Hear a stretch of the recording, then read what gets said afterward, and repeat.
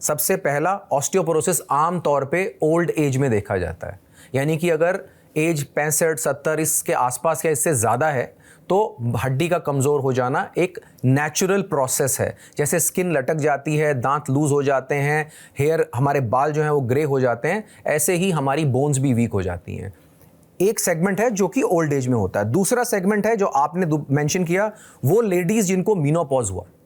अब मीनोपॉज दो तरह से हो सकता है। एक तो जो नेचुरल प्रोसेस हुआ मीनोपॉज का कि पीरियड्स आने बंद हो गए, उसके बाद शरीर के अंदर हार्मोन्स का लेवल ड्रॉप करता है।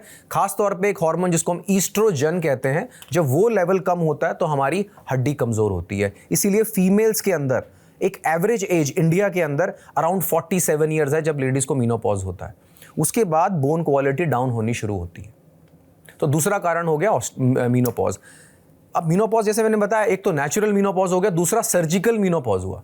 सर्जिकल मीनोपॉज होता है कि अगर कोई बीमारी की वजह से किसी लेडी का यूटरस निकालना पड़ा, जो बच्चेदानी होती है, अगर उसको निकालना पड़ जाए तो भी हमारे शरीर के अंदर कुछ समय में वो हार्मोन्स जो कम हो जाते हैं लेडीज़ की बॉडी में और हड्डी कमज़ोर हो जाती है। अगर किसी का हिस्टेरेक्टमी जिसको बोलते हैं मेडिकल भाषा में, बच्चेदानी निकालने का ऑपरेशन समझो 35 साल की उम्र में हो गया, तो समझो कि उनका मीनोपॉज 35 साल की उम्र में हो गया। तीसरी कैटेगरी है वो लोग जो कि कोई ऐसी दवाई खा रहे हों या किसी ऐसी बीमारी से ग्रसित हो जो कि हड्डियों को असर करती है। खासतौर पे हार्मोनल डिस्टर्बेंसेस जो होती हैं, जो कि कभी कभी बहुत यंग एज में शुरू हो जाती हैं, या और कई ऐसी बीमारियां होती हैं जो कि हमारे हड्डी को अफेक्ट करती हैं, या कोई ऐसी दवाइयां होती हैं जो कि हमें हमेशा ही खानी है। जैसे गठिया के जो मरीज होते हैं जिनको रूमेटॉइड आर्थराइटिस कहते हैं, काफ़ी पेशेंट्स को अपनी ज़िंदगी भर स्टीरॉयड्स खाने पड़ते हैं। अब हम सब जानते हैं स्टेरॉइड्स हमारे शरीर के अंदर हड्डियों को कमज़ोर करता है, हमारे जोड़ों को ख़राब करता है और हमारे ओवरऑल सिस्टम को भी डाउन करता है।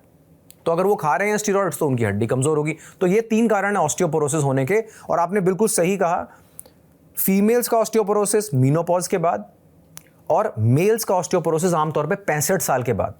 हम इसको एंड्रोपॉज बोलते हैं। जैसे मीनोपॉज लेडीज के लिए होता है, एंड्रोपॉज मेल्स के लिए होता है, लेकिन उसका कोई बायोलॉजिकल चीज नहीं होती। जैसे लेडीज को पीरियड्स आने बंद हो गए तो पता लग गया कि मीनोपॉज हो गया। मेल्स के अंदर कोई ऐसा बायोलॉजिकल इवेंट नहीं होता, लेकिन जो मेल हार्मोन्स होते हैं वो 65 के बाद ड्रॉप कर जाते हैं और उससे हड्डी कमजोर होनी शुरू हो जाती है। बिल्कुल, और आपने बहुत अच्छे तरीके से समझाया। और चूंकि आपने कहा कि कई बार लोग स्टेरॉइड्स का ज़्यादा इस्तेमाल करते हैं क्योंकि बहुत सारे डॉक्टर्स इसको प्रिस्क्राइब करते हैं, और हमें ये भूलना नहीं चाहिए कि जब कोविड का समय था तो किस तरीके से स्टेरॉइड की मदद से लोगों का इलाज किया गया। और इसीलिए मैं आपसे पूछना चाहूँगा कि एवीएन टर्म कोविड के बाद आया है, उसका क्या मतलब है, और जो हिप रिप्लेसमेंट की बात होती है उसकी ज़रूरत कब पड़ती है, और क्या हिप रिप्लेसमेंट 100% सक्सेसफुल है? 100 नहीं भी हो तो 95-98% सक्सेसफुल है क्या? क्योंकि आप इसके एक्सपर्ट हैं। Thank you for the question. बहुत ही अच्छा क्वेश्चन है ये, और मैं समझ रहा हूँ कि जो लोग इस प्रोग्राम को देख रहे हैं उनके लिए ये बहुत ही इंपॉर्टेंट है अंडरस्टैंड करना कि जिस फ्लो में हम जा रहे हैं तो समझ में आएगी बात, एकदम आउट ऑफ द कॉन्टेक्स्ट बात नहीं कर रहे हैं। एवीएन का जहाँ आपने नाम लिया, एवीएन का मतलब होता है ए वैस्कुलर नेक्रोसिस। ये एक शॉर्ट फॉर्म है, हम इसको 3 अक्षरों में लिख देते हैं AVN, और ये बहुत कॉमनली आज की डेट में लोगों को पता है। ए वैस्कुलर नेक्रोसिस पहले भी होता था, लेकिन कोविड के दौरान, स्पेशली जब दूसरी लहर आई थी, उस दौरान बहुत ज़्यादा सीरियस हो रहे थे पेशेंट, और स्टीरॉइड्स को वंडर ड्रग भी कहा जाता है। उस समय बहुत लोगों की जान इन्होंने बचाई। उस मैटर में हम नहीं जाएंगे कि स्टेरॉइड दिए जाने चाहिए थे, कितने दिए जाने चाहिए थे, इस बारे में बात करते हैं कि स्टेरॉइड दिए जाने की वजह से एवीएन या ए वैस्कुलर नेक्रोसिस नाम की एक बीमारी होती है, जो कि आम तौर पे कूल्हे के जोड़, जो कि एक बॉल एंड सॉकेट जॉइंट है, जैसा कि मैं आपको यहाँ दिखाता हूँ, ये एक normal ball and socket joint है, यानी कि ये हमारा कूल्हे का जोड़ है जो कि एक बॉल और एक कटोरी से बनता है। अब ये हमारे को नॉर्मल चलने में, वॉक करने में, क्रॉस लेग बैठने में, सीढ़ी चढ़ने उतरने में, हर मूवमेंट में मदद करता है। अगर ये मेरी बॉल के अंदर जो खून का दौरा है, जो कि हमारे बॉडी में नेचुरली एक ब्लड फ्लो होता है इस बॉल के अंदर, अगर वो बंद हो जाए, अगर वो खून का दौरा ब्लॉक हो जाए, तो हमारा कूल्हे का जॉइंट खराब हो जाता है। और कूल्हे का जॉइंट खराब होने के बाद कुछ ऐसा नज़र आता है, ये बॉल डैमेज हो गई और ये कटोरी भी डैमेज हो गई। जब ये ऐसा हो जाता है तो इसको, ये एवैस्कुलर नेक्रोसिस की वजह से हो सकता है। ऐसे में क्या होगा, चलने में दर्द होगा, चलने में लंगड़ापन होगा, आपको डेली एक्टिविटीज़ करने में, जैसे कि मैं बैठा हूँ और मुझे लग रहा है कि दरवाजे पे कोई आया है, तो मैं लगेगा कि एकदम जाके खोल दूं, पर जैसे ही आप मूवमेंट करने लगेंगे आपका हिप आपको रोक लेगा। तो दो बातें इस बारे में बता देता हूं आपको। एक तो ये कि कूल्हे का दर्द अक्सर लोग सोचते हैं कि कूल्हे को समझते हैं लोग, जो हमारे बटक्स होते हैं पीछे की तरफ, लोग सोचते हैं यहां मेरा कूल्हे का जोड़ है, तो वो कूल्हे का जोड़ नहीं है। कूल्हे के जोड़ का दर्द आगे की तरफ होता है, यानी कि फ्रंट पॉकेट की तरफ होता है, जहां हम जेब में हाथ डालते हैं आगे।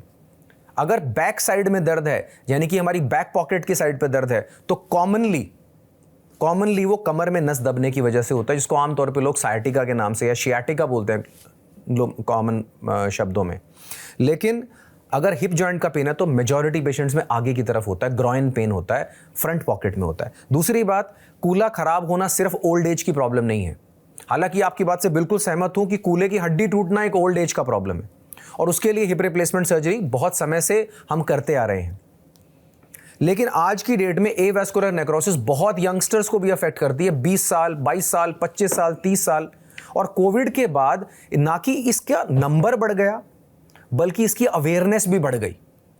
जो एक एवीएन का पेशेंट पहले सोचता था भाई हिप रिप्लेसमेंट का ऑपरेशन तो एक ओल्ड एज में होता है, मैं आज कराऊंगा तो मेरा क्या होगा, मैं बहुत सारी चीजें नहीं कर पाऊंगा, तो बहुत सारे भ्रम है इस बात में।